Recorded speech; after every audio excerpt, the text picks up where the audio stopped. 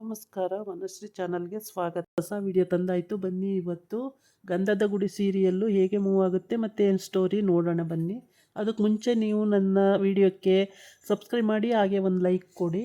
ಇವತ್ತು ಅವ್ರ ಮನೆ ದೇವ್ರಿಗೆ ಹೋಗಬೇಕು ಅಂತೇಳ್ಬಿಟ್ಟು ಮನೆಯವರು ಕುಟುಂಬದವರೆಲ್ಲ ಸೇರಿಕೊಂಡು ಗಂಧದ ಗುಡಿಯಿಂದ ಹೋಗಿದ್ದಾರೆ. ಅಲ್ಲಿ ಚನ್ನಪಟ್ಟಣ ಹತ್ರ ಯಾವುದೋ ಹಳ್ಳಿಗೆ ಹೋಗಬೇಕು ಅಂತ ಹೋಗಿದ್ದಾರೆ. ಅಲ್ಲಿ ಒಬ್ಬರು ಊರವರು ಪರಿಚಯ ಇತ್ತು, ಅವರಿಗೆ ಫೋನ್ ಮಾಡಿ ಎಲ್ಲಿ ಬರಬೇಕು ಏನು ಅಂತೇಳಿ ಅಲ್ಲಿ ಹೋಗಿ ಕಾರ್ ನಿಲ್ಲಿಸ್ಕೊಂಡು 3 ರೋಡ್ ಹೋಗಿದೆ, ಯಾವ ರೋಡಲ್ಲಿ ಬರಬೇಕು ಅಂತ ಕೇಳ್ತಾನೆ. ನಾನೇ ಬರ್ತೀನಿ, ನೀವೇನು ಬರಬೇಡಿ ಅಂತೇಳಿ ಅವನೇ ಸ್ಕೂಟ್ರ್ ತೊಗೊಂಡು ಬಂದು ಇವ್ರನ್ನ ಕರ್ಕೊಂಡು ಬರ್ತಾನೆ ಮನೆಗೆ. ನಿಮಗೆ ಇವತ್ತಾಗಲ್ಲ ಪೂಜೆ, ನಾಳೆ ಇವತ್ತು ಉಳ್ಕೊಳ್ಳೋದಕ್ಕೆ ಒಂದು ವ್ಯವಸ್ಥೆ ಮಾಡಿದ್ದೀನಿ, ಮನೆ ಇದೆ ಬನ್ನಿ ಅಂತೇಳಿ. ಅಲ್ಲಿ ಮನೆ ಹತ್ರ ಹೋದಾಗ ಗೊತ್ತಾಗುತ್ತೆ ಅವರು ದೊಡ್ಡಮ್ಮ, ಅವರ ಅತ್ತೆ ಮಗಳು ಎಲ್ಲ ಬಂದಿದ್ದಾರೆ ಅಂತೇಳ್ಬಿಟ್ಟು, ದೊಡ್ಡಪ್ಪ ಎಲ್ಲ ಬಂದವ್ರೆ ಅಂತೇಳಿ. ಆಮೇಲೆ ಈ ನಮಗಿಂತ ಮೊದಲೇ ಯಾರೋ ಬಂದಿದ್ದಾರಲ್ಲ ಇಲ್ಲಿ ಅಂತ ಚಂದನ ಕೇಳ್ತಾಳೆ. ಹೌದು, ನಿಮ್ಮ ರಿಲೇಷನ್ ಯಾರೋ ಇರಬೇಕು, ಅವರು ಮಂದೇವರಿಗೆ ಅಂತಲೇ ಬಂದಿದ್ದಾರೆ, ನೀವೇನು ಇಷ್ಟು ವರ್ಷ ಈ ಕಡೆ ಬಂದೇ ಇಲ್ವಲ್ಲ ಅಂದರೆ, ನಮ್ಮ ಬರೋಕ್ಕೆ ಆಗಿಲ್ಲ, ನಮಗೆ ಗೊತ್ತೇ ಇರಲಿಲ್ಲ ದೇವರು ಅಂತ ಹೇಳ್ತಾರೆ. ಆಮೇಲೆ ಎಲ್ಲ ಹೋಗಿ ಅಲ್ಲಿ ಬ್ಯಾಗ್ ಇಡಕ್ಕೆ ಹೋದಾಗ ಕೇಳ್ತಾಳೆ ಚಂದನ, ನಮಗಿಂತ ಮೊದಲೇ ಬಂದುಬಿಟ್ಟಿದ್ದಾರಲ್ಲ ಯಾರೋ ಅಂತೇಳಿ. ಬಂದಿದ್ದಾರೆ ಹೌದು ಅಂತೇಳಿ. ಆಮೇಲೆ ನಿಮಗೂ ವ್ಯವಸ್ಥೆ ಇದೆ, ಅವ್ರಿಗೂ ವ್ಯವಸ್ಥೆ ಇದೆ ಅಂತ ಹೇಳ್ತಾರೆ. ಇನ್ನೂ ಇವರು ಮನೆ ಒಳಗೆ ಹೋಗಿರೋದೇ ಇಲ್ಲ. ಅಷ್ಟೊತ್ತಿಗೆ ಭಾರತಿ ಮುಂದಿನ ಬಾಗ್ಲಲ್ಲಿ ಬರ್ತಾಳೆ. ಓ ಮುತ್ತು ಅಣ್ಣ, ಮುತ್ತು ಮಾಮ ನೀನು ಬಂದಿರಾ ಅಂತ ಕೇಳ್ತಾಳೆ. ಆಮೇಲೆ ಚಂದನ ಚೆನ್ನಾಗಿದ್ದೀರಾ ಅಂತ ಕೇಳ್ತಾಳೆ. ಹೌದು, ನೀವು ಯಾವಾಗ ಬಂದ್ರಿ? ಮತ್ತು ನನಗೆ ಮನೆ ದೇವ್ರು ಗೊತ್ತೇ ಇಲ್ಲ, ನಾನು ನೋಡೇ ಇಲ್ಲ ಅಂತಂದೆ, ಹೆಂಗೆ ಬಂದೆ ಅಂತ ಕೇಳ್ತಾನೆ.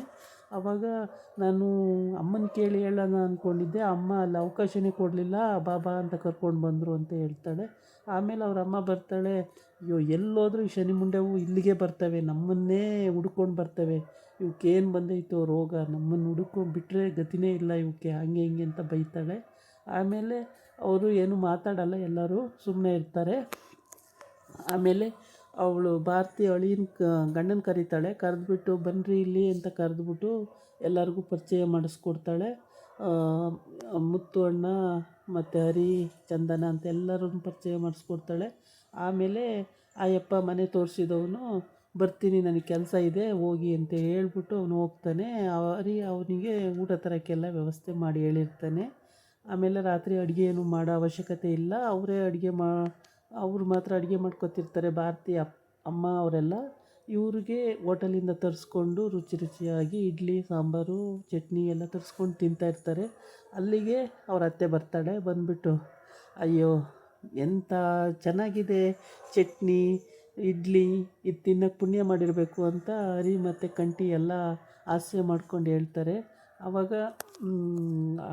ಭಾರತಿ ಗಂಡ ಎಲ್ಲ ಹೋದವ್ರು ಅಲ್ಲೇ ಬರ್ತಾರೆ. ಬನ್ನಿ ಬನ್ನಿ ತಿನ್ನಿ ಅಂತ ಹೇಳ್ತಾರೆ. ಅವರು ಇಸ್ಕೊಂಡು ತಿಂತಿರ್ತಾರೆ. ಅಷ್ಟೊತ್ತಿಗೆ ಅವ್ರ ಅತ್ತೆ ಅಲ್ಲಿಗೆ ಬಂದುಬಿಟ್ಟು, ಏನು ಅಳಿಯಂದರೆ ನೀವು ಮನೆಯಲ್ಲಿ ಒಳಗೆ ಅಡುಗೆ ಮಾಡಿದ್ದೀನಿ, ಅಲ್ಲಿ ಬಂದು ಊಟ ಮಾಡಿ ಇಲ್ಲಾಕೆ ಬಂದಿದ್ದೀರ ಅಂದಾಗ ಅವನು ಎದ್ದು ಹೋಗ್ತಾನೆ ಒಳಕ್ಕೆ. ಭಾರತಿನೂ ಹಿಂದೆ ಹೋಗ್ತಾಳೆ. ಹಿಂದೆ ಹೋದಾಗ, ಕೋತಿ ನಿಂಗೆ ಗೊತ್ತಾಗಲ್ವೇನೆ ಕರ್ಕೊಬರೋಕ್ಕೆ ಅಂತ ಬೈತಾನೆ. ಆಮೇಲೆ ಅವ್ರ ಅಣ್ಣಗೆ ಫೋನ್ ಮಾಡಿ ಅವ್ರ ಅಣ್ಣಗೆ ಆವಾಜ್ ಆಗ್ತಾಳೆ, ಏನಣ್ಣ ಅಡ್ರೆಸ್ಸು ನೀನು ಯಾಕೆ ಹೇಳಿದೆ, ಇಲ್ಲಿಗೆ ಅವರು ಬಂದು ಒಕ್ಕರ್ಸ್ಕೊಂಡಿದ್ದಾರಲ್ಲ, ನೀನು ಯಾಕೆ ಹೇಳಿದೆ ಅಂತ. ಹೌದಮ್ಮ ಹೇಳಿದೆ ಅಂತಾನೆ. ಏನಕ್ಕೆ ಹೇಳಕ್ಕೆ ಹೋದೆ ನೀನು, ಹೇಳ್ಬಾರ್ದಾಗಿತ್ತು ಅಂತ. ಹೇಳಲೇಬೇಕಲ್ಲಮ್ಮ, ಮನೆ ದೇವ್ರಲ್ವ, ಹೇಳಬೇಕು, ಅವರು ನಮ್ಮಂಗೆ ಪೂಜೆ ಮಾಡಬೇಕಲ್ವೇನಮ್ಮ ಅಂತ ಹೇಳ್ತಾನೆ. ಅದಕ್ಕೆ ಅವಳು, ಅದು ಸರಿ, ಇಲ್ಲಿ ಬಂದು ನಾವು ಬಂದಾಗಲೇ ಬರಬೇಕಾ, ಬೇರೆ ಟೈಮಲ್ಲಿ ಬಂದು ಹೋಗೋವು, ಕುಡುಕು ಮುಂಡೆವೆಲ್ಲ ಇಲ್ಲಿ ಬಂದು ನಮಗೆಲ್ಲ ಹಿಂಸೆ ಕೊಡ್ತವೆ ಅಂತ ಬೈತಾಳೆ. ಆಮೇಲೆ ಅವನು ಅಲ್ಲಿಗೆ ಏನೇನೋ ಹೇಳಿ ಸಮಾಧಾನ ಮಾಡ್ತಾನೆ. ಆಮೇಲೆ ನಾಳೆ ಇನ್ನೂ ಹೋಗೋದು ಅಂತ ಆಗಿರುತ್ತೆ. ಅವತ್ತು ರಾತ್ರಿ ಮಲಗೋಕ್ಕೆ ರೂಮ್ ಬೇಕಾಗಿರುತ್ತೆ. ಆಮೇಲೆ ಇವಳಿಗೆ ಚಂದನಿಗೊಂದು ರೂಮ್ ಸಿಕ್ಕಿರುತ್ತೆ. ಆ ರೂಮಲ್ಲಿ ಇನ್ನೆಲ್ಲ ಹಾಲಲ್ಲಿ ಮಲ್ಕೊಳ್ಳೋದು, ಚಂದನ ಮಾತ್ರ ರೂಮಲ್ಲಿ ಮಲ್ಕೊಳ್ಳೋದು ಅಂತ ಆಗಿರುತ್ತೆ.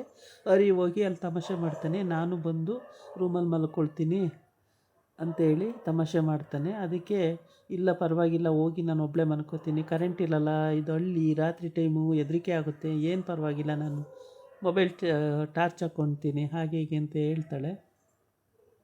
ಹಂಗಂತ ಮಾತಾಡ್ತಾ ಇರ್ತಾರೆ. ಅಷ್ಟೊತ್ತಿಗೆ ಮೈಮನ್ ಕರ್ಕೊಂಡು ಮುತ್ತು ಬರ್ತಾನೆ. ಬಂದುಬಿಟ್ಟು, ಚಂದನ ನೀನು ಒಬ್ಬಳೇ ಮಲ್ಕೋತೀಯಲ್ವೇ ನಮ್ಮ ರೂಮಲ್ಲಿ, ಮೈಮನ್ನು ಕರ್ಕೊ ಅಲ್ಲಿಗೆ ಮಲ್ಕೊಳ್ಳೋಕ್ಕೆ ಅಂತ ಹೇಳ್ತಾನೆ. ಆಮೇಲೆ ಸರಿ ಮೈಮ ಬನ್ನಿ ಅಂತ ಹೇಳ್ತಾಳೆ. ಆಮೇಲೆ ಹರಿ ಅವ್ರ ಅಣ್ಣನ ಹತ್ರ, ನೀನು ಮಾಡವೆಲ್ಲ ಇವೇ ಕೆಲಸ, ಶಿವ ಪೂಜೆಲಿ ಕರಡಿ ಬಿಟ್ಟಂಗೆ ಬಂದುಬಿಡ್ತೀಯ ಅಂತ ಬೈತಾನೆ. ಅವನೇನು ಮಾತಾಡಲ್ಲ, ಸುಮ್ಮನಾಗ್ತಾನೆ. ಆಮೇಲೆ ಇವರಿಬ್ಬರು ಹೋಗಿ ಮಲಗಿರ್ತಾರೆ. ಅವ್ರ ಅತ್ತೆ ಬಂದುಬಿಟ್ಟು ಮತ್ತೆ ಅಲ್ಲಿ ಕ್ಯಾತೆ ತೆಗಿತಾಳೆ. ಏನಕ್ಕೆ ಅವರೆಲ್ಲರೂ ಗಂಡ ಹೆಂಡ್ತಿ ಅಂದಮೇಲೆ ಒಂದು ರೂಮಲ್ಲಿ ಮಲ್ಕೋಬೇಕು, ನೀನೇನು ನಿನ್ನ ಗಂಡ ಸಪ್ರೇಟು, ನೀನು ಒಂದು ಕಡೆ ನಿನ್ನ ಗಂಡ ಒಂದು ಕಡೆ ಅಂತ. ಹಂಗೇನಿಲ್ಲ, ನಾವೆಲ್ಲ ಒಟ್ಟಿಗೆ ಇದ್ದೀವಿ, ನನ್ನ ಗಂಡ ನನ್ನ ಜೊತೆನೇ ಮಲಗೋರು.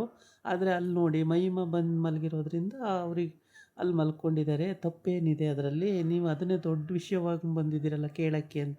ಸೊ ನನಗೆ ಬುದ್ಧಿ ಇಲ್ಲ, ನಾನೊಬ್ಳು ಪೆದ್ದಿ ಥರ ಆಡಿಕೊಂಡು ಕೇಳಕ್ಕೆ ಹೋಗಿದ್ದೀನಿ ಅಂದ್ಕೊಂಡು ಬೈಕೊಂಡು ಅವಳು ಹೋಗ್ತಾಳೆ. ಆಮೇಲೆ ಇವರೆಲ್ಲ ಬೆಳಿಗ್ಗೆ ಎದ್ದು ರೆಡಿ ಆಗಬೇಕಮ್ಮ, ಬೆಳಿಗ್ಗೆ ಬೇಗ ಹೇಳಮ್ಮ ಅಂತೇಳಿ ಮುತ್ತು ಹೇಳ್ತಾನೆ. ಆಯಿತು ಬೇಗ ಹೇಳ್ತೀನಿ ಅಂತ ಹೇಳ್ತಾಳೆ. ಆಮೇಲೆ ಎಲ್ಲ ಬೆಳಿಗ್ಗೆ ಹೇಳಬೇಕು.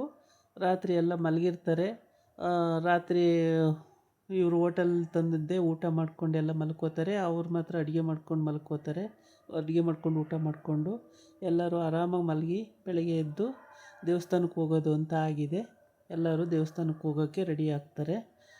ಆಮೇಲೆ ಅವರಪ್ಪ ಒಂದು 4 ಜನ ಹಳ್ಳಿಯವ್ರನ್ನ ಕುಡಿಸ್ಕೊಂಡು ಕರ್ಕೊಂಬರ್ತಾನೆ. ಅಲ್ಲಿಗೆ ಬಂದು ಅವಳು ಬೈತಾಳೆ, ಇಲ್ಲಿ ಕುಡ್ಕುರ ಸಾಮ್ರಾಜ್ಯ ಅಂತ ತಂಗಿ ಬೈದಾಗ ಅವರೆಲ್ಲ ಏನು ಇವ್ರ ಹತ್ರ ಬೈಸ್ಕೋಬೇಕು ಅಂತೇಳಿ ಎಲ್ಲ ವಾಲಾಡ್ತಿರ್ತಾರೆ. ಎಲ್ಲ ವಾಪಸ್ ಹೋಗ್ತಾರೆ. ಇದಾಗಿತ್ತು ಇವತ್ತಿನ ವಿಡಿಯೋ. ನಾಳೆ ಇನ್ನೊಂದು ವಿಡಿಯೋ ಜೊತೆ ಬರ್ತೀನಿ. ನಮಸ್ಕಾರ.